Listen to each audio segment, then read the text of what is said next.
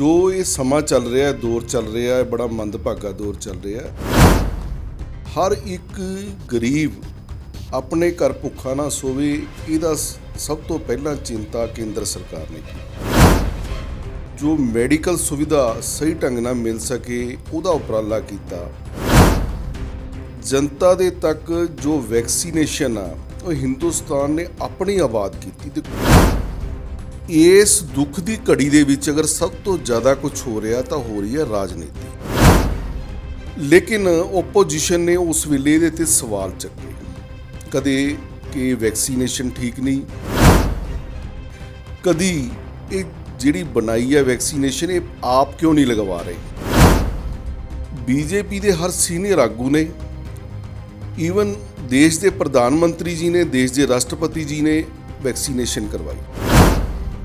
ਉਹਨਾਂ ਨੇ ਕਦੇ ਇਸ ਨੂੰ ਬੀਜੇਪੀ ਦੀ ਵੈਕਸੀਨੇਸ਼ਨ, ਕਦੀ ਪ੍ਰਧਾਨ ਮੰਤਰੀ ਮੋਦੀ ਦੀ ਵੈਕਸੀਨੇਸ਼ਨ, ਕਦੇ ਕੋਈ ਨਾਮ ਦੇ ਕੇ ਲੋਕਾਂ ਨੂੰ ਉਹਦੇ ਤੋਂ ਗੁੰਮਰਾਹ ਕਰਨ ਦੀ ਕੋਸ਼ਿਸ਼ ਕੀਤੀ। ਕਿਸੇ ਨੂੰ ਕਿਹਾ ਕਿ ਇਹ ਜੋ ਲਗਵਾਉਂਦੇ ਤਾਂ ਲਗਵਾਉਣ ਤੋਂ ਬਾਅਦ ਬੰਦਾ ਸਾਲ 2 ਸਾਲ 'ਚ ਉਹਦੀ ਡੈਥ ਹੋ ਜਾਂਦੀ ਹੈ। ਜਦੋਂ ਅਸੀਂ ਲਗਵਾ ਨਹੀਂ ਰਹੇ, ਲੇਕਿਨ ਇਹਦੇ ਬਾਵਜੂਦ ਅੱਜ ਵੈਕਸੀਨੇਸ਼ਨ ਸਰਕਾਰ ਨੇ ਫ੍ਰੀ ਵੀ ਕਰਤੀ ਕਿ ਅਸੀਂ ਫ੍ਰੀ ਹਰ ਇੱਕ ਨੂੰ ਮੁਹੱਈਆ ਕਰਾਵਾਂਗੇ। ਅਗਰ 117 ਸੀਟਾਂ ਨੇ ਤਾਂ ਬੀਜੇਪੀ ਦਾ ਜੋ ਆਰਗੇਨਾਈਜੇਸ਼ਨ ਢਾਂਚਾ ਉਹ 117 ਦੀਆਂ 17 ਸੀਟਾਂ ਤੇ ਬਣਿਆ ਹੋਇਆ। ਔਰ ਇਸੇ ਚੀਜ਼ ਨੂੰ ਮੱਦੇਨਜ਼ਰ ਰੱਖਦੇ ਹੋਏ ਭਾਰਤੀ ਜਨਤਾ ਪਾਰਟੀ 117 ਸੀਟਾਂ ਤੇ ਬੜੇ ਧੂਮ ਧੜੱਕੇ ਨਾਲ ਇਲੈਕਸ਼ਨ ਲੜੂ। ਮਤਭੇਦ ਦੀ ਜਿਹੜੀ ਗੱਲ ਆ, ਉਹ ਮਤਭੇਦ ਤਾਂ ਇੱਕ ਪਰਿਵਾਰ ਦੇ ਵਿੱਚ ਅਗਰ 3 ਭਰਾ ਰਹਿੰਦੇ ਨੇ, ਉਹ ਉਸ ਪਰਿਵਾਰ ਦੇ ਵਿੱਚ ਵੀ ਕਿਤੇ ਨਾ ਕਿਤੇ ਮਤਭੇਦ ਹੁੰਦੇ ਨੇ। ਬੀਜੇਪੀ ਦਾ ਸਾਰਾ ਵਰਕਰ, ਹਰ ਇੱਕ ਕਾਰਿਆਕਰਤਾ, ਚਾਹੇ ਉਹ ਸੀਨੀਅਰ ਆ ਚਾਹੇ ਜੂਨੀਅਰ ਆ, ਉਹ ਸਾਰੇ ਇਕੱਠੇ ਨੇ। ਜਦੋਂ ਕੋਈ ਚੁਣਾਵ ਦੇ ਵਿੱਚ ਡਿਊਟੀਆਂ ਲੱਗਣਗੀਆਂ, ਉਹ ਡਟ ਕੇ ਸਾਰੇ ਇੱਕ ਦੂਜੇ ਦੇ ਨਾਲ ਰਲ ਕੇ ਕੰਮ ਕਰਨਗੇ। ਅੱਜ ਤੱਕ ਪੰਜਾਬ ਦੇ ਵਿੱਚ ਅਗਰ ਸੀਐਮ ਚਿਹਰਾ ਆਉਂਦਾ ਰਿਹਾ ਤਾਂ ਉਹ ਇੱਕ ਜੱਟ ਸਮਾਜ ਚੋਂ ਆਉਂਦਾ ਰਿਹਾ। ਆਪਾਂ ਸੋਚ ਸਕਦੇ ਹਾਂ ਕਿ ਉਹ ਇੱਕ ਸਰਮਾਏਦਾਰ ਜਾਂ ਇੱਕ ਜਾਤ ਪਾਤ ਦਾ ਵਧਾਵਾ ਸੀ। ਇੱਕ ਦਲਿਤ ਵੀ ਬਣ ਸਕਦਾ, ਇੱਕ ਜਰਨਲ ਵੀ ਬਣ ਸਕਦਾ, ਕਿਸੇ ਵੀ ਸਮਾਜ ਦਾ ਆਦਮੀ ਬਣ ਸਕਦਾ। ਵੀ ਅਗਰ ਸਾਡੇ ਚੋਂ, ਸਾਡੇ ਭਾਈਚਾਰੇ ਚੋਂ ਕੋਈ ਅੱਗੇ ਆਏਗਾ ਤੇ ਇਹਦੇ ਨਾਲ ਉਹ ਦਲਿਤ ਸਮਾਜ ਬੜਾ ਉੱਭਰ ਕੇ ਸਾਹਮਣੇ ਆ ਰਿਹਾ। ਜੇ ਬੀਜੇਪੀ ਨੇ ਅੱਜ ਇਹ ਗੱਲ ਕਹੀ ਆ ਤਾਂ ਅੱਜ ਤੱਕ ਬਾਕੀ ਪਾਰਟੀਆਂ ਕਦੇ ਦਲਿਤ ਦੇ ਨਾਂ ਤੇ ਇੰਨੀ ਰਾਜਨੀਤੀ ਕਰਦੀਆਂ ਰਹੀਆਂ ਨੇ। ਕਈ ਲੋਕਾਂ ਨੇ ਪਾਰਟੀਆਂ ਵੀ ਬਣਾ ਲਈਆਂ। ਇਹਦੇ ਵਿੱਚ ਕੋਈ ਵੀ ਐਸੀ ਸਮਾਜ ਨੂੰ ਵੰਡਣ ਦੀ ਗੱਲ ਨਹੀਂ, ਸਮਾਜ ਨੂੰ ਅੱਗੇ ਵਧਾਉਣ ਦੀ ਗੱਲ। ਕੀ ਇਹ ਕਾਨੂੰਨ ਵਾਪਸ ਲੈਣ ਦੇ ਨਾਲ ਕਿਸਾਨਾਂ ਦਾ ਭਲਾ ਹੋ ਜਾਏਗਾ? ਇਹ ਜਿਹੜੇ ਕਾਨੂੰਨ ਨੇ, ਇਹਨਾਂ ਦੇ ਵਿੱਚ ਕਦੀ ਨਾ ਕਦੀ ਅਲੱਗ-ਅਲੱਗ ਕਿਸਾਨ ਜਥੇਬੰਦੀਆਂ ਦੀ ਇਹਨਾਂ ਕਾਨੂੰਨਾਂ ਦੇ ਪ੍ਰਤੀ ਕਦੀ ਮੰਗ ਨਹੀਂ ਰਹੀ? ਕੀ ਕੰਟਰੈਕਟ ਫਾਰਮਿੰਗ ਅੱਜ ਤੋਂ 25 ਸਾਲ ਪਹਿਲਾਂ ਤੋਂ ਪੰਜਾਬ 'ਚ ਨਹੀਂ ਚੱਲ ਰਹੀ?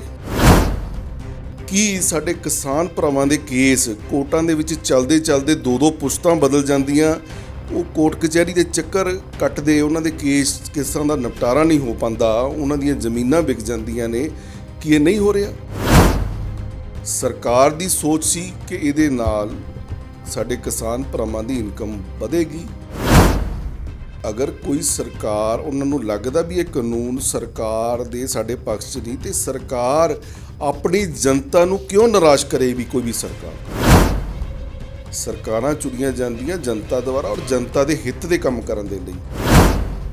ਜੇ ਉਹਨਾਂ ਨੂੰ ਲੱਗਦਾ ਕਿ ਜਨਤਾ ਦੇ ਹਿੱਤ ਦਾ ਨਹੀਂ ਹੈ, ਅਸੀਂ ਉਸ ਗੱਲ ਨੂੰ ਵਿਚਾਰ ਤਾਂ ਖੁੱਲ੍ਹੇ ਮਨ ਨਾਲ ਕਰੀਏ। ਅਗਰ ਮੇਰੇ ਤੁਹਾਡੇ ਨਾਲ ਮਤਭੇਦ ਨੇ, ਜੇ ਇੱਕ ਕਦਮ ਤੁਸੀਂ ਵਧਾਓਗੇ, ਇੱਕ ਮੈਂ ਵਧਾਊਂਗਾ, ਤਾਂ 2 ਕਦਮ ਘਟ ਜਾਣਗੇ। ਜੋ ਗੱਲ ਮੋਦੀ ਜੀ ਨੇ ਕਹੀ ਸੀ ਕਿ ਇੱਕ ਹੁੰਦਾ ਅੰਦੋਲਨਕਾਰੀ, ਇੱਕ ਹੁੰਦਾ ਅੰਦੋਲਨ ਜੀਵੀ, ਤਾਂ ਹੁਣ ਅੰਦੋਲਨ ਜੀਵੀ ਦਾ ਮਤਲਬ ਤੁਸੀਂ ਸਮਝ ਲਓ।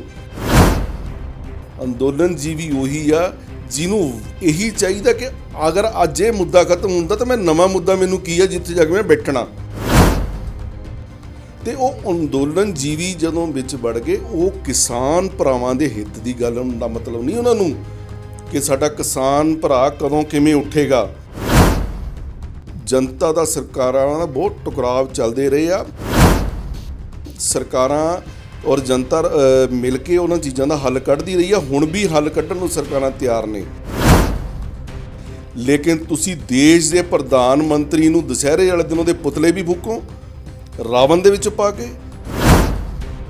ਇਹ ਸਮਾਜ ਨੂੰ ਤੋੜਨ ਦਾ, ਕਿਸਾਨ ਭਰਾਵਾਂ ਨੂੰ ਸਰਕਾਰ ਤੋਂ ਦੂਰ ਕਰਨ ਦਾ, ਉਹਨਾਂ ਮਿਹਨਤਕਸ਼ ਲੋਕਾਂ ਨੂੰ ਸਰਕਾਰਾਂ ਤੋਂ ਦੂਰ ਕਰਨ ਦਾ ਔਰ ਦੇਸ਼ ਦੀ ਤਰੱਕੀ ਨੂੰ ਰੋਕਣ ਦਾ ਇਹਦੇ ਵਿੱਚ ਯੋਗਦਾਨ ਹੋ ਰਿਹਾ। ਸਰਕਾਰ ਨੇ ਆਪਣੇ ਵੱਲੋਂ ਜਿੰਨੇ ਵੀ ਹੋ ਸਕਦੇ ਆ ਉਹਨੇ ਕਦਮ ਵਧਾਏ ਆ। ਕਾਨੂੰਨ ਬਣਦਾ, ਕਾਨੂੰਨਾਂ 'ਚ ਅਮੈਂਡਮੈਂਟ ਹੁੰਦੀ ਆ। ਦੇਸ਼ ਚਲਾਉਣਾ ਸੀ ਕੋਈ ਜਨਤਾ ਦੇ ਭਲੇ ਲਈ ਚਲਾਉਣਾ। ਕੋਈ ਵੀ ਸਰਕਾਰ ਹੋਏਗੀ, ਅੱਜ ਤੱਕ ਕਾਨੂੰਨਾਂ 'ਚ ਅਮੈਂਡਮੈਂਟ ਹੁੰਦੀ ਆਈ ਆ, ਇਹਨਾਂ ਦੇ ਵਿੱਚ ਵੀ ਹੋ ਜਾਏਗੀ। ਅਗਰ ਸਰਕਾਰ ਕਹਿੰਦੀ ਅਸੀਂ ਨੂੰ ਪੈਂਡਿੰਗ ਕਰ ਦਿੰਦੇ ਆ ਤਾਂ ਸਾਨੂੰ ਉਹਦੇ 'ਚ ਕੀ ਤਕਲੀਫ ਹੈ? ਅਸੀਂ ਕਾਨੂੰਨਾਂ ਦੀ ਗੱਲ ਹੈ ਨਾ, ਅਸੀਂ ਫੇਰ ਬਾਰ-ਬਾਰ ਕਾਨੂੰਨ ਰੱਦ ਕਰਕੇ ਉੱਥੋਂ ਉੱਠਣਾ।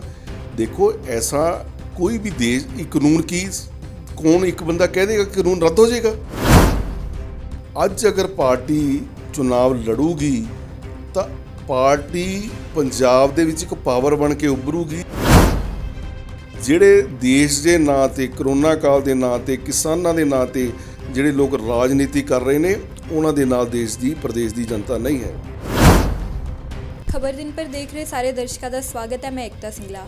ਅੱਜ ਸਾਡੇ ਨਾਲ ਖਾਸ ਮੁਲਾਕਾਤ ਦੇ ਵਿੱਚ ਮੌਜੂਦ ਨੇ ਰਜਨੀਸ਼ ਧੀਮਾਨ ਜੀ। ਦੱਸ ਦਈਏ ਕਿ ਇਹ ਜੋ ਪੰਜਾਬ ਦੀ ਕਾਰਿਆਕਰਨੀ ਸਮਿਤੀ ਹੈ ਉਹਦੇ ਮੈਂਬਰ ਨੇ ਅਤੇ OBC ਮੋਰਚਾ ਦੇ ਇਹ ਸਹਿ ਪ੍ਰਭਾਰੀ ਨੇ।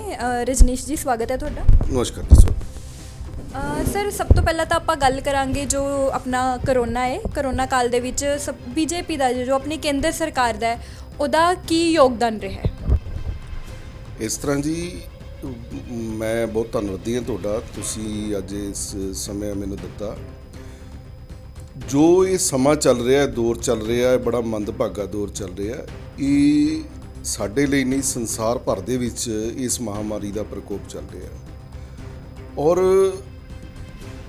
ਭਾਰਤ ਸਰਕਾਰ ਨੇ ਹਮੇਸ਼ਾ ਇਹਦੇ ਪ੍ਰਤੀ ਅਵੇਅਰਨੈਸ ਰੱਖ ਕੇ ਜੋ ਵੀ ਜਨਤਾ ਦੀ ਭਲਾਈ ਦੇ ਲਈ ਉਪਰਾਲੇ ਹੋ ਸਕਦੇ ਨੇ ਉਹਨਾਂ ਨੂੰ ਆਪਣੇ ਤੌਰ 'ਤੇ ਬੜੇ ਫੁੱਲ-ਫਲੱਜ ਤਰੀਕੇ ਦੇ ਨਾਲ ਜਨਤਾ 'ਚ ਲਾਗੂ ਕਰਨ ਦੀ ਕੋਸ਼ਿਸ਼ ਕੀਤੀ ਹੈ।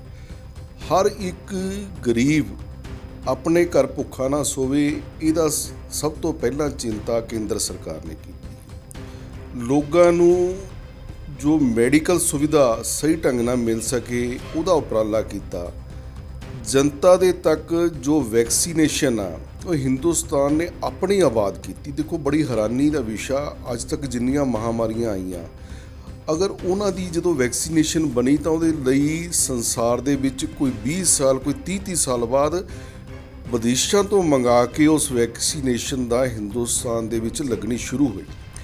ਲੇਕਿਨ ਅੱਜ ਇਹ ਸਾਡੀ ਸਰਕਾਰ ਦੀ ਅੱਛੀ ਸੋਚ ਔਰ ਸਾਡੇ ਵਿਗਿਆਨਿਕਾਂ ਦੀ, ਜਿਨ੍ਹਾਂ ਨੂੰ ਐਪਰੀਸ਼ੀਏਟ ਕੀਤਾ ਜਾ ਰਿਹਾ, ਇਸ ਕਰਕੇ ਉਹਨਾਂ ਨੇ ਇਸ ਵੈਕਸੀਨੇਸ਼ਨ ਨੂੰ ਆਪਣੇ ਹਿੰਦੁਸਤਾਨ ਦੇ ਵਿੱਚ ਆਜ਼ਾਦ ਕਰਕੇ ਜਨਤਾ ਦੇ ਲਈ ਤਿਆਰ ਕੀਤਾ। ਇਸ ਤਰ੍ਹਾਂ ਦੇ ਕੋਈ ਵੀ ਜੋ ਵੀ ਉਪਰਾਲਾ ਹੋਵੇ, ਸਰਕਾਰ ਉਹਦੇ ਪ੍ਰਤੀ ਲਗਾਤਾਰ ਚਿੰਤਾ ਕਰ ਰਹੀ ਆ ਔਰ ਜਿੱਥੇ ਕੋਈ ਸਟੇਟ ਨਾਲ, ਜਿੱਥੇ ਕਮਿਊਨੀਕੇਸ਼ਨ ਦੀ ਗੱਲ ਆ, ਉਹਨਾਂ ਦੇ ਨਾਲ ਰਾਬਤਾ ਬਣਾ ਕੇ, ਸ਼ਹਿਰਾਂ ਦੇ ਨਾਲ ਰਾਬਤਾ ਬਣਾ ਕੇ, ਅਲੱਗ-ਅਲੱਗ ਖੇਤਰਾਂ 'ਚ ਜਾ ਕੇ ਸਰਕਾਰ ਇਹਦੇ 'ਤੇ ਕੰਮ ਕਰ ਰਹੀ ਆ ਔਰ ਇਹਦੇ ਵਿੱਚ ਬਿਲਕੁਲ ਕੋਈ ਢਿੱਲ ਦੀ ਵਰਤੋਂ ਨਹੀਂ ਹੋ ਰਹੀ। ਮਗਰ ਸਰ, ਓਪੋਜੀਸ਼ਨ ਵੱਲੋਂ ਬਾਰ-ਬਾਰ ਇਲਜ਼ਾਮ ਲਗਾਏ ਜਾ ਰਹੇ ਨੇ ਕਿ ਜੋ BJP ਹੈ ਉਹ ਰੈਡੀ ਨਹੀਂ ਸੀਗੀ ਕਰੋਨਾ ਦੀ ਸੈਕਿੰਡ ਵੇਵ ਨੂੰ ਲੈ ਕੇ ਔਰ ਕਈ ਸਟੇਟਸ ਦਾ ਮਤਲਬ ਬਾਰ-ਬਾਰ ਅੱਗੇ ਇਹ ਵੀ ਆ ਰਿਹਾ ਕਿ ਸਾਨੂੰ ਵੈਕਸੀਨੇਸ਼ਨ ਦੀ ਜੋ ਡੋਜ਼ ਹੈ ਉਹ ਪ੍ਰੋਪਰ ਨਹੀਂ ਮਿਲ ਰਹੀ, ਪੂਰੀ ਨਹੀਂ ਹੋ ਰਹੀ। ਇਸ ਦੇ ਬਾਰੇ ਤੁਸੀਂ ਕੀ ਕਹਿਣਾ ਚਾਹੋਗੇ? ਦੇਖੋ, ਇਹ ਵੀ ਬੜੀ ਇੱਕ ਮੰਦਭਾਗੀ ਗੱਲ ਹੈ ਬਈ ਇਸ ਦੁੱਖ ਦੀ ਘੜੀ ਦੇ ਵਿੱਚ ਅਗਰ ਸਭ ਤੋਂ ਜ਼ਿਆਦਾ ਕੁਝ ਹੋ ਰਿਹਾ ਤਾਂ ਹੋ ਰਹੀ ਹੈ ਰਾਜਨੀਤੀ। ਅਸੀਂ ਕਿਸੇ ਵੀ ਗੱਲ 'ਤੇ ਸੁਝਾਅ ਦੇਣ ਦੀ ਬਜਾਏ, ਜਿੰਨੀ ਸਾਡੀ ਓਪੋਜੀਸ਼ਨ ਆ ਉਹ ਸੁਝਾਅ ਦੇਣ ਦੀ ਬਜਾਏ ਜ਼ਿਆਦਾ ਉਹਨਾਂ ਦਾ ਧਿਆਨ ਨੁਕਸ ਕੱਢਣ ਦੇ ਵਿੱਚ। ਤੁਸੀਂ ਦੇਖਿਆ ਹੋਣਾ ਵੀ ਜਦੋਂ ਵੈਕਸੀਨੇਸ਼ਨ ਤਿਆਰ ਹੋਈ ਔਰ ਸਰਕਾਰ ਨੇ ਸਭ ਤੋਂ ਪਹਿਲਾਂ ਇੱਕ ਪਾਲਿਸੀ ਲਿਆਂਦੀ ਕਿ ਇਹ ਜਿਹੜੇ ਲੋਕ ਬਤੌਰ ਵਲੰਟੀਅਰ ਜਾਂ ਆਫਿਸਰ ਕੰਮ ਕਰ ਰਹੇ ਨੇ, ਪਹਿਲਾਂ ਉਹਨਾਂ ਨੂੰ ਲਗਾਈ ਜਾਵੇ। ਜਦੋਂ ਸਰਕਾਰ ਨੇ ਕੀ ਦੇਖਿਆ ਕਿ ਸਭ ਤੋਂ ਜ਼ਿਆਦਾ ਇਹਨਾਂ ਨੂੰ ਜ਼ਰੂਰਤ ਆ, ਕਿਉਂਕਿ ਇਹਨਾਂ ਨੇ ਆਮ ਪਬਲਿਕ ਦੇ ਵਿੱਚ ਰਹਿਣਾ ਔਰ ਕੋਈ ਕੰਮ ਵੀ ਨਹੀਂ ਰੁਕਣਗੇ ਦਫ਼ਤਰਾਂ ਦੇ, ਉਹ ਲੋਕਾਂ ਦੇ ਚੱਲਦੇ ਰਹਿਣਗੇ। ਲੇਕਿਨ ਓਪੋਜੀਸ਼ਨ ਨੇ ਉਸ ਵੇਲੇ ਇਹਦੇ 'ਤੇ ਸਵਾਲ ਚੱਕੇ। ਕਦੇ ਕਿ ਵੈਕਸੀਨੇਸ਼ਨ ਠੀਕ ਨਹੀਂ, ਕਦੀ ਇਹ ਜਿਹੜੀ ਬਣਾਈ ਹੈ ਵੈਕਸੀਨੇਸ਼ਨ ਇਹ ਆਪ ਕਿਉਂ ਨਹੀਂ ਲਗਵਾ ਰਹੇ। ਬੜੇ ਇਸ ਤਰ੍ਹਾਂ ਦੇ ਮੁੱਦੇ ਖੜੇ ਕੀਤੇ, ਜਨਤਾ 'ਚ ਬੜਾ ਭਰਮ ਫੈਲਾਇਆ। ਉਸ ਤੋਂ ਬਾਅਦ ਸਰਕਾਰ ਨੇ ਕਿਹਾ ਕੋਈ ਦਿੱਕਤ ਨਹੀਂ, ਅਸੀਂ ਇਹ ਜਿਹੜੀ ਵੈਕਸੀਨੇਸ਼ਨ ਆ 45 ਸਾਲ ਤੋਂ ਅਬਵ ਹਰ ਬੰਦੇ ਲਈ ਕੰਪਲਸਰੀ ਕਰ ਦਿੰਦੇ ਹਾਂ ਵੀ ਉਹਨਾਂ ਦੀ ਲੱਗਣੀ ਸ਼ੁਰੂ ਹੋਏਗੀ।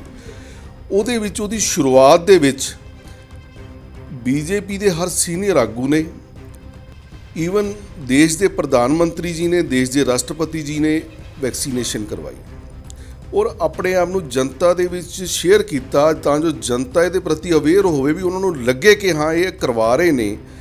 ਜਿਹਦੇ ਨਾਲ ਕੀ ਹੋਇਆ ਕਿ ਇੱਕ ਸੰਦੇਸ਼ ਗਿਆ ਲੋਕਾਂ ਦੇ ਵਿੱਚ, ਇੱਕ ਜਾਗਰੂਕਤਾ ਜਾਗੀ, ਉਹਨਾਂ ਦੇ ਅੰਦਰ ਇੱਕ ਇੱਛਾ ਸ਼ਕਤੀ ਜਾਗੀ। ਲੇਕਿਨ ਓਪੋਜੀਸ਼ਨ ਫੇਰ ਨਹੀਂ ਰੁਕਿਆ।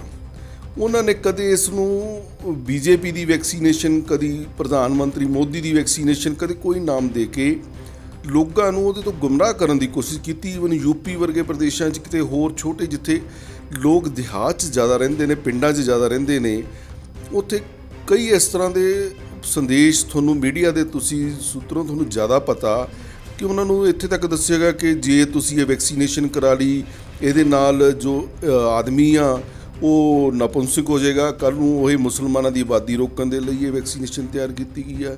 ਕਿਸੇ ਨੂੰ ਕਿਹਾ ਕਿ ਇਹ ਜੋ ਲਗਵਾਉਂਦੇ ਤਾਂ ਲਗਵਾਉਣ ਤੋਂ ਬਾਅਦ ਬੰਦਾ ਸਾਲ 2 ਸਾਲ 'ਚ ਉਹਦੀ ਡੈਥ ਹੋ ਜਾਂਦੀ ਹੈ।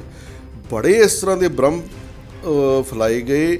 ਔਰ ਅਗਰ ਤੁਸੀਂ ਅੱਜ ਮੀਡੀਆ ਦੇ ਜਾਗਰੂਕ ਸੱਜਣੋ ਏਕਤਾ ਜੀ, ਮੈਂ ਤੁਹਾਨੂੰ ਇਹ ਬੇਨਤੀ ਕਰਦਾ ਵੀ ਤੁਸੀਂ ਉਹਨਾਂ ਲੋਕਾਂ ਨੂੰ ਪੁੱਛੋ ਜਿਨ੍ਹਾਂ ਨੇ ਵੈਕਸੀਨੇਸ਼ਨ ਕਰਾ ਚੁੱਕੇ ਆ ਕਿ ਉਹਨਾਂ 'ਚੋਂ ਕੋਈ ਐਸੇ ਲੋਕ ਜਿਹੜੇ ਕਹਿਣ ਕਿ ਉਹਨਾਂ ਨੂੰ ਵੈਕਸੀਨੇਸ਼ਨ ਲਵਾਉਣ ਤੋਂ ਬਾਅਦ ਇਸ ਤਰ੍ਹਾਂ ਦਾ ਕੋਈ ਇਫੈਕਟ ਹੋਇਆ ਜਾਂ ਕਿ ਕੋਈ ਐਸੀ ਐਵਰੇਜ ਸਾਹਮਣੇ ਆਈ ਆ। ਅੱਜ ਤੱਕ ਕੋਈ ਵੀ ਕਿਤੇ ਇਸ ਤਰ੍ਹਾਂ ਦੀ ਕੋਈ ਨਹੀਂ ਆਈ, ਲੇਕਿਨ ਅਫਵਾਹਾਂ ਬੜੇ ਸਤਰ ਤੱਕ ਇਹਨਾਂ ਨੂੰ ਜਾਰੀ ਕੀਤਾ। ਉਸ ਤੋਂ ਬਾਅਦ 18 ਸਾਲ ਦੀ ਜਦੋਂ ਅਸੀਂ ਲਗਵਾ ਨਹੀਂ ਰਹੇ, ਲੇਕਿਨ ਇਹਦੇ ਬਾਵਜੂਦ ਅੱਜ ਵੈਕਸੀਨੇਸ਼ਨ ਸਰਕਾਰ ਨੇ ਫ੍ਰੀ ਵੀ ਕਰਤੀ ਕਿ ਅਸੀਂ ਫ੍ਰੀ ਹਰ ਇੱਕ ਨੂੰ ਮੁਹੱਈਆ ਕਰਾਵਾਂਗੇ 18 ਸਾਲ ਤੋਂ ਉੱਪਰ ਦੇ ਜਿੰਨੇ ਬੱਚਿਆਂ ਨੂੰ ਲੱਗਣੀ ਆ। ਔਰ ਉਹਦੇ ਨਾਲ ਇਸ ਸਾਲ ਦੇ ਅੰਦਰ ਜਿੰਨੇ ਨਾਗਰਿਕ ਨੇ 18 ਸਾਲ ਤੋਂ ਉੱਪਰ ਦੇ, ਉਹਨਾਂ ਨੂੰ ਸਾਰਿਆਂ ਨੂੰ ਵੈਕਸੀਨੇਸ਼ਨ ਲੱਗ ਜਾਏਗੀ।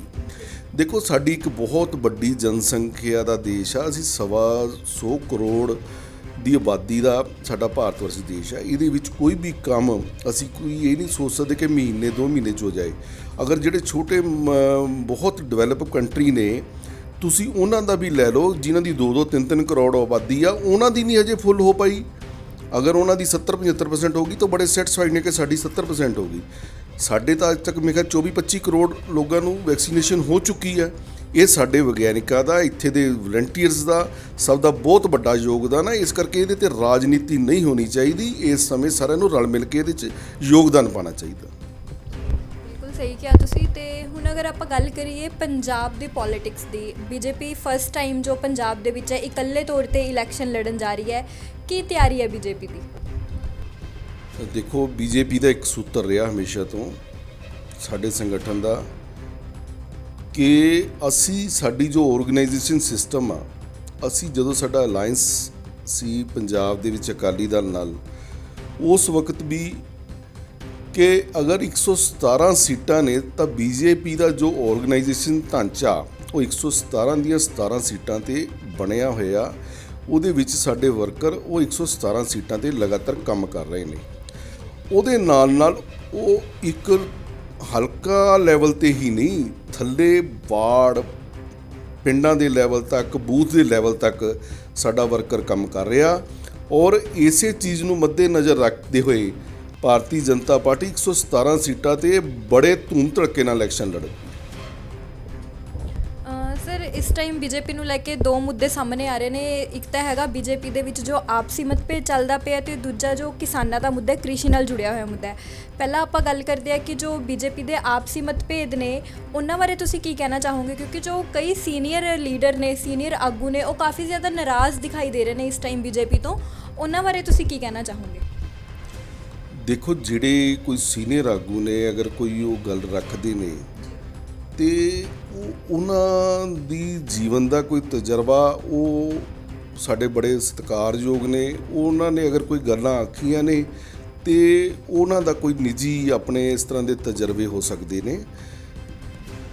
ਮਤਭੇਦ ਦੀ ਜਿਹੜੀ ਗੱਲ ਆ, ਉਹ ਮਤਭੇਦ ਤਾਂ ਇੱਕ ਪਰਿਵਾਰ ਦੇ ਵਿੱਚ ਅਗਰ 3 ਭਰਾ ਰਹਿੰਦੇ ਨੇ, ਉਹ ਉਸ ਪਰਿਵਾਰ ਦੇ ਵਿੱਚ ਵੀ ਕਿਤੇ ਨਾ ਕਿਤੇ ਮਤਭੇਦ ਹੁੰਦੇ ਨੇ। ਲੇਕਿਨ ਸਵਾਲ ਇਹ ਹੁੰਦਾ ਕਿ ਮਨਾਂ 'ਚ ਭੇਦ ਨਹੀਂ। ਬੀਜੇਪੀ ਦਾ ਸਾਰਾ ਵਰਕਰ, ਹਰ ਇੱਕ ਕਾਰਿਆਕਰਤਾ, ਚਾਹੇ ਉਹ ਸੀਨੀਅਰ ਆ ਚਾਹੇ ਜੂਨੀਅਰ ਆ, ਉਹ ਸਾਰੇ ਇਕੱਠੇ ਨੇ। ਜਦੋਂ ਕੋਈ ਚੁਣਾਵ ਦੇ ਵਿੱਚ ਡਿਊਟੀਆਂ ਲੱਗਣਗੀਆਂ, ਉਹ ਡਟ ਕੇ ਸਾਰੇ ਇੱਕ ਦੂਜੇ ਦੇ ਨਾਲ ਰਲ ਕੇ ਕੰਮ ਕਰਨਗੇ। ਜਿਹੜੇ ਇਹ ਕੋਈ ਮਤਭੇਦ ਦੀਆਂ ਗੱਲਾਂ ਨੇ, ਇਹ ਸਮੇਂ ਦੇ ਅਨੁਸਾਰ ਕੋਈ ਨਾ ਕੋਈ ਐਸੀਆਂ ਗੱਲਾਂ ਹੁੰਦੀਆਂ ਰਹਿੰਦੀਆਂ। ਉਹਨਾਂ ਦੀ ਕੋਈ ਨਿੱਜੀ ਤਜਰਬੇ ਹੋਣਗੇ, ਇਹਨਾਂ ਬਾਰੇ ਮੈਂ ਕੁਝ ਜ਼ਿਆਦਾ ਨਹੀਂ ਕੁਝ ਉਹਨਾਂ ਨੂੰ ਕਹਿ ਸਕਦਾ। ਲੇਕਿਨ ਪਾਰਟੀ ਹਾਈ ਕਮਾਨ ਹਰ ਇੱਕ ਕਾਰਿਆਕਰਤਾ ਦੇ ਪ੍ਰਤੀ ਬੜੀ ਸੁਚੇਤ ਆ, ਔਰ ਹਰੇਕ ਕਾਰਿਆਕਰਤਾ ਤੱਕ ਪਾਰਟੀ ਦੇ ਹਾਈ ਕਮਾਨ ਦੀ ਅਪਰੋਚ ਆ। ਜੀ ਸਰ, ਇਸ ਦੇ ਨਾਲ ਇੱਕ ਹੋਰ ਜੁੜੀ ਹੋਈ ਗੱਲ ਸਾਹਮਣੇ ਆ ਰਹੀ ਹੈ ਕਿ ਬੀਜੇਪੀ ਵੱਲੋਂ ਇੱਕ ਗੱਲ ਆਈ ਹੈ ਕਿ ਜੋ ਬੀਜੇਪੀ ਦਾ ਸੀਐਮ ਕੈਂਡੀਡੇਟ ਦਾ ਫੇਸ ਹੋਏਗਾ, ਉਹ ਇੱਕ ਦਲਿਤ ਸਮਾਜ 'ਚ ਹੋਏਗਾ। ਕੀ ਤੁਹਾਨੂੰ ਨਹੀਂ ਲੱਗਦਾ ਕਿ ਇਹ ਵੋਟਾਂ ਦੀ ਰਾਜਨੀਤੀ ਹੋ ਰਹੀ ਹੈ ਜਾਂ ਕਾਸਟਿਜ਼ਮ ਤੇ ਰਾਜਨੀਤੀ ਹੋ ਰਹੀ ਹੈ? ਨਹੀਂ, ਐਸੀ ਕੋਈ ਗੱਲ ਨਹੀਂ। ਦੇਖੋ, ਅੱਜ ਤੱਕ ਅਸੀਂ ਪੰਜਾਬ ਦਾ ਇਤਿਹਾਸ ਚੱਕੀਏ, ਅੱਜ ਤੱਕ ਪੰਜਾਬ ਦੇ ਵਿੱਚ ਅਗਰ ਸੀਐਮ ਚਿਹਰਾ ਆਉਂਦਾ ਰਿਹਾ ਤਾਂ ਉਹ ਇੱਕ ਜੱਟ ਸਮਾਜ 'ਚੋਂ ਆਉਂਦਾ ਰਿਹਾ। ਕੀ ਉਹ ਆਪਾਂ ਸੋਚ ਸਕਦੇ ਹਾਂ ਕਿ ਉਹ ਇੱਕ ਸਰਮਾਏਦਾਰ ਜਾਂ ਇੱਕ ਜਾਤ ਪਾਤ ਦਾ ਵਧਾਵਾ ਸੀ? ਹਰ ਇੱਕ ਨੂੰ ਹਿੰਦੁਸਤਾਨ ਦੇ ਵਿੱਚ ਜਦੋਂ ਬਾਬਾ ਸਾਹਿਬ ਅੰਬੇਦਕਰ ਜੀ ਨੇ ਸੰਵਿਧਾਨ ਬਣਾਇਆ ਤਾਂ ਸਭ ਨੂੰ ਇੱਕ ਬਰਾਬਰ ਦਾ ਸਰੂਪ ਦਿੱਤਾ। ਉਹਦਾ ਹੀ ਇੱਕ ਮੁੱਦਾ ਵੀ ਅਸੀਂ, ਜੇ ਉਹ ਕੋਈ ਵੀ ਬਣ ਸਕਦਾ, ਇੱਕ ਦਲਿਤ ਵੀ ਬਣ ਸਕਦਾ, ਇੱਕ ਜਰਨਲ ਵੀ ਬਣ ਸਕਦਾ, ਕਿਸੇ ਵੀ ਸਮਾਜ ਦਾ ਆਦਮੀ ਬਣ ਸਕਦਾ।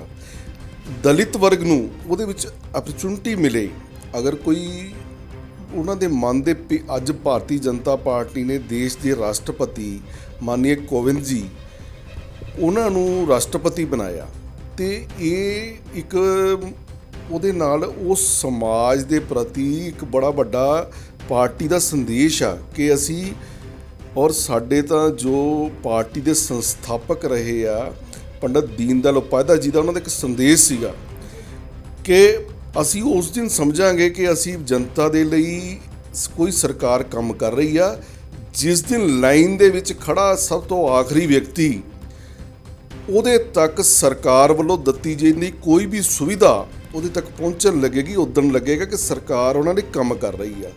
ਸੋ ਅੱਜ ਤੱਕ ਇੱਕ ਐਸੀ ਮਿੱਥਿਆ ਬਣੀ ਹੋਈ ਹੈ, ਐਸੀ ਵਿਚਾਰਧਾਰਾ ਬਣੀ ਹੋਈ ਆ ਕਿ ਜਿਹੜਾ ਦਲਿਤ ਸਮਾਜ ਹੈ ਸ਼ਾਇਦ ਉਹ ਬਹੁਤ ਪਿਛੜਿਆ ਹੋਇਆ, ਉਹਦੇ ਵਿੱਚ ਬਹੁਤ ਸਾਰੇ ਲੋਕ ਹਨ ਵੀ, ਅਗਰ ਉਹਨਾਂ ਦਾ ਕੋਈ ਸ਼ੋਸ਼ਣ ਹੋ ਰਿਹਾ ਜਾਂ ਹੋ ਰਿਹਾ, ਲੇਕਿਨ ਇਹਦੇ ਨਾਲ ਇੱਕ ਦਲਿਤ ਸਮਾਜ ਦੇ ਵਿੱਚ ਬਹੁਤ ਅੱਛਾ ਸੰਦੇਸ਼ ਗਿਆ ਵੀ ਅਗਰ ਸਾਡੇ ਭਾਈਚਾਰੇ 'ਚੋਂ ਕੋਈ ਅੱਗੇ ਆਏਗਾ ਤੇ ਇਹਦੇ ਨਾਲ ਉਹ ਦਲਿਤ ਸਮਾਜ ਬੜਾ ਉੱਭਰ ਕੇ ਸਾਹਮਣੇ ਆ ਰਿਹਾ, ਔਰ ਉਹ ਇਸ ਚੀਜ਼ ਦਾ ਇੱਕ ਅੱਛਾ ਸੰਦੇਸ਼ ਆ, ਔਰ ਉਹਦੇ ਪ੍ਰਤੀ ਸਾਰਿਆਂ ਨੂੰ ਸੁਚੇਤ ਹੋਣਾ ਚਾਹੀਦਾ।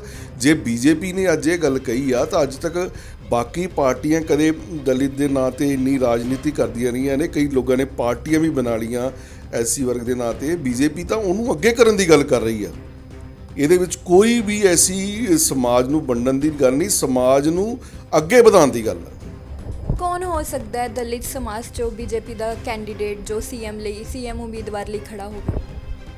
ਦੇਖੋ, ਤੁਸੀਂ ਇਹ ਕਹੋ ਵੀ ਕੌਣ ਹੋ ਸਕਦਾ, ਭਾਰਤੀ ਜਨਤਾ ਪਾਰਟੀ ਦਾ ਹਰ ਵਰਕਰ ਇੱਕ ਸક્ષਮ ਵਰਕਰ, ਜਿਹੜਾ ਵੀ ਪਾਰਟੀ ਦੇ ਪ੍ਰਤੀ ਬਹੁਤ ਸਮਰਪਣ ਹੋ ਕੇ ਪਾਰਟੀ ਨੂੰ ਅੱਗੇ ਲਿਜਾਣ ਲਈ ਦੇਸ਼ ਹਿੱਤ ਦੀ ਗੱਲ ਸੋਚਦਾ, ਆਪਣੇ ਸਮਾਜ ਹਿੱਤ ਦੀ ਗੱਲ ਸੋਚਦਾ, ਪ੍ਰਦੇਸ਼ ਹਿੱਤ ਦੀ ਗੱਲ ਸੋਚਦਾ, ਪਾਰਟੀ 'ਚੋਂ ਉਹ ਕੋਈ ਵੀ ਚਿਹਰਾ ਇਸ ਉਹਦੇ 'ਤੇ ਪਹੁੰਚ ਸਕਦਾ। ਤੁਸੀਂ ਦੇਖਿਆ ਹੋਣਾ ਵੀ ਮਾਨਨੀय ਮਨੋਹਰ ਲਾਲ ਖੱਟਰ ਜੀ ਅਗਰ ਹਰਿਆਣਾ ਦੇ ਮੁੱਖ ਮੰਤਰੀ ਬਣੇ ਤੇ ਉਹਨਾਂ ਦਾ ਰਾਜਨੀਤੀ ਤੋਂ ਉਸ ਵੇਲੇ ਤੱਕ ਕੋਈ ਇੰਨਾ ਉਹ ਨਹੀਂ ਸੀ, ਲੇਕਿਨ ਉਹਨਾਂ ਨੇ ਪਾਰਟੀ ਦੇ ਵਿੱਚ ਕੰਮ ਕਰਦੇ ਹੋਏ ਪਾਰਟੀ ਨੇ ਉਹਨਾਂ ਨੂੰ ਅੱਗੇ ਕੀਤਾ, ਔਰ ਪ੍ਰਦੇਸ਼ ਦੇ ਵਿੱਚ ਉਹਨਾਂ ਨੇ ਪਿਛਲੀ 2 ਟਰਮਾਂ ਤੋਂ ਕੰਮ ਕਰ ਰਹੇ ਨੇ। ਤੋ ਇਸ ਤਰ੍ਹਾਂ ਕੋਈ ਵੀ ਐਸਾ ਚਿਹਰਾ ਹੋ ਸਕਦਾ। ਹਿਮਾਚਲ ਦੇ ਵਿੱਚ ਹਿਮਾਚਲ ਦੇ ਮੁੱਖ ਮੰਤਰੀ ਬਣਾਏ, ਔਰ ਬੜੇ ਵੱਡੇ ਉਹਦੇ 'ਚ ਨਾਮ ਸੀ, ਸਾਰੇ ਸક્ષਮ ਨਾਮ ਸੀ, ਲੇਕਿਨ ਸੰਗਠਨ ਨੇ ਇੱਕ ਐਸੇ ਕਾਰਿਆਕਰਤਾ ਨੂੰ ਅੱਗੇ ਲੈ ਕੇ ਆਂਦਾ ਜਿਹੜਾ ਬਹੁਤ ਗਰਾਊਂਡ ਸਤਰ ਤੋਂ ਉੱਠ ਕੇ ਆਇਆ ਸੀਗਾ। ਔਰ ਇਹ ਗੱਲਾਂ ਮੈਂ ਤੁਹਾਨੂੰ ਬੜੀ ਗੰਭੀਰਤਾ ਨਾਲ ਕਹਿ ਰਿਹਾ ਕਿ ਇਹ ਗੱਲਾਂ ਅਗਰ ਪੋਸੇਬਲ ਆ ਤਾਂ ਭਾਰਤੀ ਜਨਤਾ ਪਾਰਟੀ 'ਚ ਹੀ ਹੈ, ਕਿਸੇ ਹੋਰ ਪਾਰਟੀ 'ਚ ਨਹੀਂ, ਕਿਉਂਕਿ ਉਹਨਾਂ ਪਾਰਟੀਆਂ ਦੇ ਵਿੱਚ ਇੱਕ ਦੀਵਾਰ ਦੀ ਤਰ੍ਹਾਂ ਉਹ ਲੋਕ ਅੱਗੇ ਖੜੇ ਹੁੰਦੇ ਨੇ ਜਿਹੜੇ ਉਹ ਪਾਰਟੀਆਂ ਦੇ ਸੰਸਥਾਪਕ ਹੁੰਦੇ ਨੇ ਜਾਂ ਮੇਨ ਲੋਕ ਹੁੰਦੇ ਨੇ।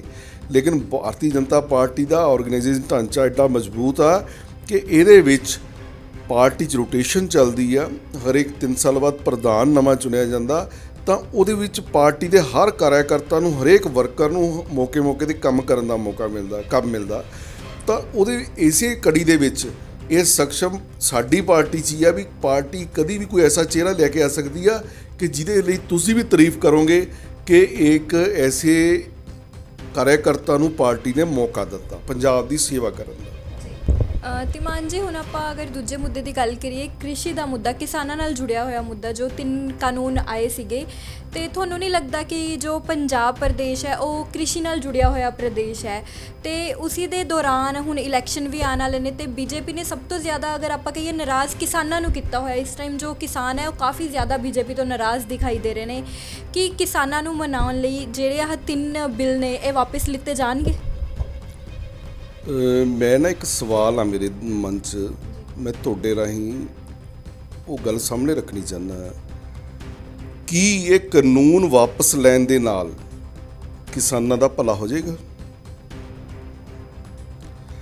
ਇਹ ਜਿਹੜੇ ਕਾਨੂੰਨ ਨੇ ਇਹਨਾਂ ਦੇ ਵਿੱਚ ਕਦੀ ਨਾ ਕਦੀ ਅਲੱਗ-ਅਲੱਗ ਕਿਸਾਨ ਜਥੇਬੰਦੀਆਂ ਦੀ ਇਹਨਾਂ ਕਾਨੂੰਨਾਂ ਦੇ ਪ੍ਰਤੀ ਕਦੀ ਮੰਗ ਨਹੀਂ ਰਹੀ?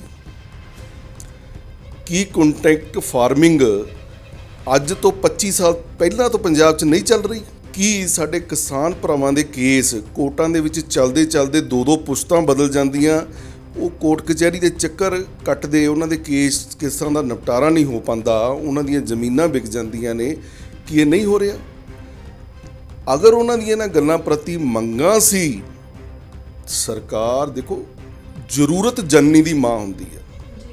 ਅਗਰ ਕੋਈ ਵੀ ਕਾਨੂੰਨ ਬਣਦਾ ਤਾਂ ਉਸ ਜ਼ਰੂਰਤ ਨੂੰ ਮੱਦੇ ਨਜ਼ਰ ਰੱਖ ਕੇ ਬਣਦਾ। ਸਰਕਾਰ ਦੀ ਸੋਚ ਸੀ ਕਿ ਇਹਦੇ ਨਾਲ ਸਾਡੇ ਕਿਸਾਨ ਭਰਾਵਾਂ ਦੀ ਇਨਕਮ ਵਧੇਗੀ ਔਰ ਉਹ ਡਿਵੈਲਪ ਹੋਣਗੇ, ਆਰਥਿਕ ਤੌਰ 'ਤੇ ਮਜ਼ਬੂਤ ਹੋਣਗੇ, ਦੇਸ਼ ਦੀ ਤਰੱਕੀ 'ਚ ਵੱਧ ਯੋਗਦਾਨ ਪਾਉਣਗੇ। ਲੇਕਿਨ ਅਗਰ ਉਹਨਾਂ ਨੂੰ ਇਹ ਇਸ ਤਰ੍ਹਾਂ ਦਾ ਲੱਗਦਾ ਤਾਂ ਸਰਕਾਰ ਨੇ ਉਹਨਾਂ ਨੂੰ ਜਿਹੜੀਆਂ 15 ਦੌਰਾਂ ਦੀਆਂ ਗੱਲਾਂ ਚੱਲੀਆਂ ਨੇ ਉਹਨਾਂ ਦੇ ਵਿੱਚ ਉਹਨਾਂ ਨੂੰ ਇਹ ਗੱਲ ਗਰੰਟੀ ਦਿੱਤੀ ਕਿ ਅਗਰ ਤੁਸੀਂ ਚਾਹੁੰਦੇ ਹੋ ਇਹਨਾਂ ਦੇ ਉੱਤੇ ਅਸੀਂ ਡੀਪਲੀ ਡਿਸਕਸ ਕਰਕੇ ਇਹਨਾਂ ਨੂੰ ਸਾਲ ਲਈ, 1.5 ਸਾਲ ਲਈ, 2 ਸਾਲ ਲਈ ਪੈਂਡਿੰਗ ਕਰ ਦਿੰਦੇ ਆ। ਦੇਖੋ ਡੈਮੋਕ੍ਰੇਸੀ ਹੈ ਹਿੰਦੁਸਤਾਨ ਦੇ ਵਿੱਚ, 2024 'ਚ ਫਿਰ ਇਲੈਕਸ਼ਨ ਆ ਜਾਣੇ ਨੇ। ਅਗਰ ਕੋਈ ਸਰਕਾਰ, ਉਹਨਾਂ ਨੂੰ ਲੱਗਦਾ ਵੀ ਇਹ ਕਾਨੂੰਨ ਸਰਕਾਰ ਦੇ ਸਾਡੇ ਪੱਖ 'ਚ ਨਹੀਂ, ਤੇ ਸਰਕਾਰ ਆਪਣੀ ਜਨਤਾ ਨੂੰ ਕਿਉਂ ਨਿਰਾਸ਼ ਕਰੇ? ਵੀ ਕੋਈ ਵੀ ਸਰਕਾਰਾਂ ਚੁਣੀਆਂ ਜਾਂਦੀਆਂ ਜਨਤਾ ਦੁਆਰਾ ਔਰ ਜਨਤਾ ਦੇ ਹਿੱਤ ਦੇ ਕੰਮ ਕਰਨ ਦੇ ਲਈ। ਜੇ ਉਹਨਾਂ ਨੂੰ ਲੱਗਦਾ ਕਿ ਜਨਤਾ ਦੇ ਹਿੱਤ ਦਾ ਨਹੀਂ ਹੈ, ਅਸੀਂ ਉਸ ਗੱਲ ਨੂੰ ਵਿਚਾਰ ਤਾਂ ਖੁੱਲ੍ਹੇ ਮਨ ਨਾਲ ਕਰੀਏ। ਅਗਰ ਮੇਰੇ ਤੁਹਾਡੇ ਨਾਲ ਮਤਭੇਦ ਨੇ, ਜੇ 1 ਕਦਮ ਤੁਸੀਂ ਵਧਾਓਗੇ, 1 ਮੈਂ ਵਧਾਊਂਗਾ, ਤਾਂ 2 ਕਦਮ ਘਟ ਜਾਣਗੇ। ਅਸੀਂ ਤਾਂ ਹੀ ਨੇੜੇ ਆ ਕੇ ਉਸ ਗੱਲਬਾਤ ਨੂੰ ਖ਼ਤਮ ਕਰ ਪਾਵਾਂਗੇ। ਸੋ ਮੈਂ ਇਹਦੇ ਲਈ ਬੇਨਤੀ ਕਰਦਾ, ਦੇਖੋ ਇਹ ਜਿਹੜੀ ਜਿੱਦ ਆ, ਅਸੀਂ ਇਸ ਗੱਲ ਨੂੰ ਪਾਲਾ ਬਦਲ ਰਹੇ ਆ ਕਿ ਸਰਕਾਰ ਵੱਲੋਂ ਮਾਨੋ ਇਹ ਜਿਹੜੀ ਜਿੱਦ ਆ ਇਹਦੇ 'ਚ ਪੋਲੀਟਿਕਸ ਐਡੀ ਗੰਭੀਰਤਾ ਨਾਲ ਵੜ ਗਈ। ਮੈਂ ਤੁਹਾਨੂੰ ਇੱਕ ਹੋਰ ਵਿਸ਼ੇ 'ਤੇ ਗੱਲ ਕਰਦਾ।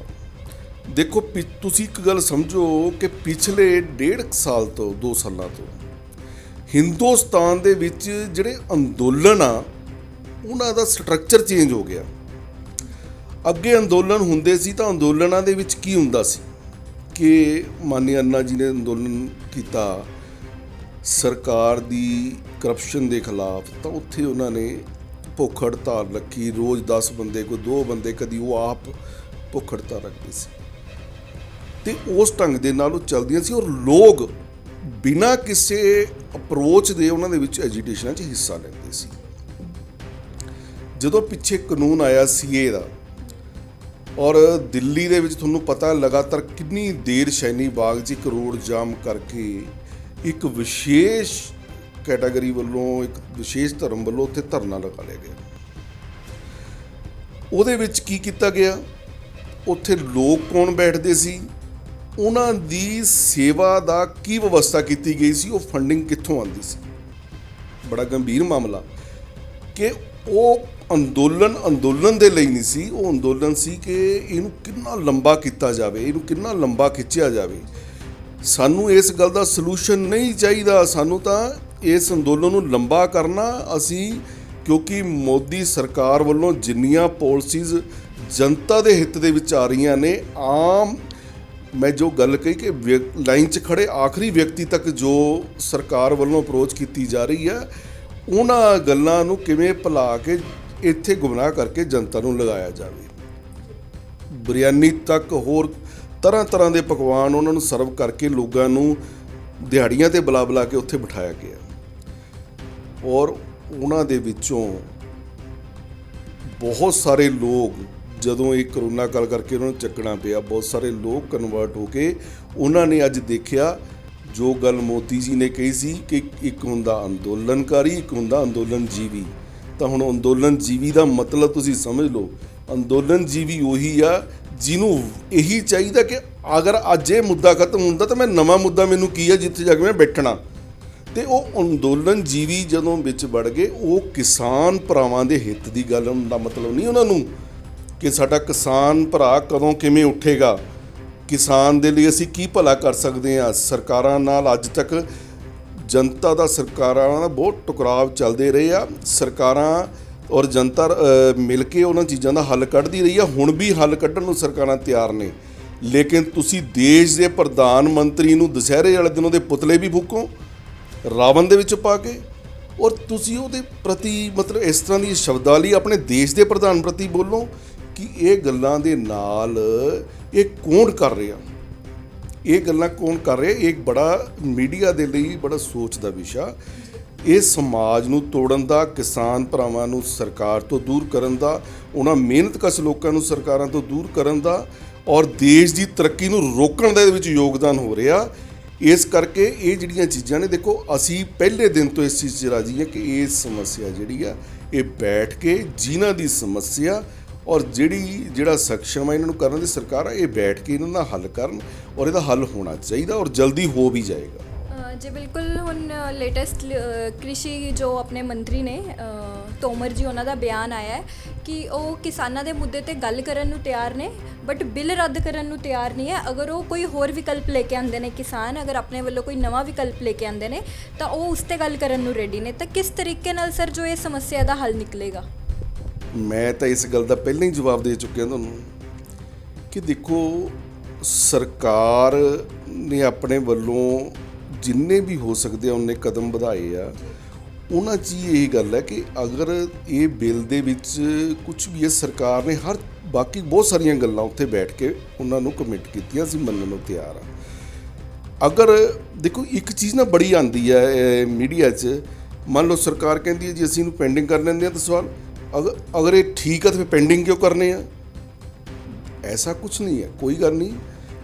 ਕਾਨੂੰਨ ਬਣਦਾ, ਕਾਨੂੰਨਾਂ 'ਚ ਅਮੈਂਡਮੈਂਟ ਹੁੰਦੀ ਆ। ਦੇਸ਼ ਚਲਾਉਣਾ ਅਸੀਂ ਕੋਈ ਜਨਤਾ ਦੇ ਭਲੇ ਲਈ ਚਲਾਉਣਾ। ਕੋਈ ਵੀ ਸਰਕਾਰ ਹੋਏਗੀ, ਅੱਜ ਤੱਕ ਕਾਨੂੰਨਾਂ 'ਚ ਅਮੈਂਡਮੈਂਟ ਹੁੰਦੀ ਆਈ ਆ, ਇਹਨਾਂ ਦੇ ਵਿੱਚ ਵੀ ਹੋ ਜਾਏਗੀ। ਅਗਰ ਸਰਕਾਰ ਨੇ ਮੰਨ ਲਿਆ ਆਪਣੇ ਚੈਨਲ ਤੋਂ ਕਿ ਅਸੀਂ ਇਹਨੂੰ ਪੈਂਡਿੰਗ ਕਰ ਦਿੰਦੇ ਆ, ਮੈਂ ਕਿ ਅੱਜ 2021 ਆ, 2024 ਚੁਣਾਵ ਸਿਰ 'ਤੇ ਪਏ ਨੇ, ਅਗਰ ਸਰਕਾਰ ਕਹਿੰਦੀ ਅਸੀਂ ਇਹਨੂੰ ਪੈਂਡਿੰਗ ਕਰ ਦਿੰਦੇ ਆ ਤਾਂ ਸਾਨੂੰ ਉਹਦੇ 'ਚ ਕੀ ਤਕਲੀਫ? ਅਸੀਂ ਕਾਨੂੰਨਾਂ ਦੀ ਗੱਲ ਹੈ ਨਾ, ਅਸੀਂ ਫੇਰ ਬਾਰ-ਬਾਰ ਕਾਨੂੰਨ ਰੱਦ ਕਰਕੇ ਉੱਥੋਂ ਉੱਠਣਾ। ਦੇਖੋ ਐਸਾ ਕੋਈ ਵੀ ਦੇਸ਼, ਇੱਕ ਕਾਨੂੰਨ ਕੀ ਕੌਣ ਇੱਕ ਬੰਦਾ ਕਹਿ ਦੇਗਾ ਕਾਨੂੰਨ ਰੱਦ ਹੋ ਜਾਏਗਾ?